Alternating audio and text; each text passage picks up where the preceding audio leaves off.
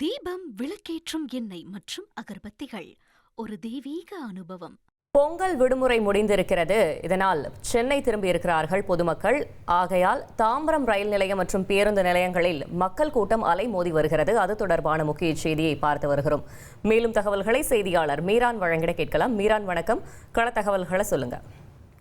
வணக்கம். பொங்கல் பண்டிகை முடிந்து தமிழகத்தின் பல்வேறு ஊர்களிலிருந்து இந்த சென்னைக்கு நேற்று முதல் பொதுமக்கள் திரும்பிக் கொண்டிருக்கிறார்கள். இதன் காரணமாக நேற்று மதியம் முதலே திருச்சி சென்னை தேசிய நெடுஞ்சாலையில் கடுமையான ஒரு போக்குவரத்து நெரிசலானது ஏற்பட்டது. நேற்று விடிய ஏராளமானவர்கள் கார்களிலும் ஆம்னி பேருந்துகள் மற்றும் அரசு பேருந்துகளிலும் சென்னை நோக்கி வந்து கொண்டதன் காரணமாக ஜிஎஸ்டி சாலையில் ஒரு கடுமையான போக்குவரத்து நெரிசல் ஏற்பட்டிருந்தது.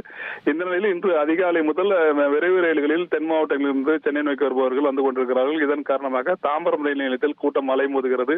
ஏராளமானவர்கள் தாம்பரம் ரயில் நிலையத்தில் சொந்த ஊர்களிலிருந்து வந்து இறங்கி மின்சார ரயில்களிலும் தாம்பரத்திலிருந்து மாநகர பேருந்துகளில் செல்வதன் காரணமாக தாம்பரம் பேருந்து நிலையம் மற்றும் தாம்பரம் ரயில் நிலையம் பகுதியில் மக்கள் கூட்டம் அலைமோதுகிறது. இதன் காரணமாக ஏராளமான போலீசார் தற்போது ஜிஎஸ்டி சாலை போக்குவரத்தை சீரமைக்கும் பணியில் ஈடுபட்டிருக்கிறார்கள். மாநகர போக்குவரத்து கழகத்தை பொறுத்தவரைக்கும் சிறப்பு பேருந்துகள் சென்னையின் பல்வேறு இடங்களுக்கு இயக்கப்பட்டிருக்கிறது. இதன் காரணமாக வெளியூர்களிலிருந்து ரயில்களில் வருபவர்கள் தாம்பரத்தில் இறங்கி தாம்பரம் பேருந்து நிலையம் மூலமாக பல்வேறு ஊர்களுக்கு சென்றும் காட்சிகள் தான் நம்மால் இங்கு பார்க்கப்படுகிறது.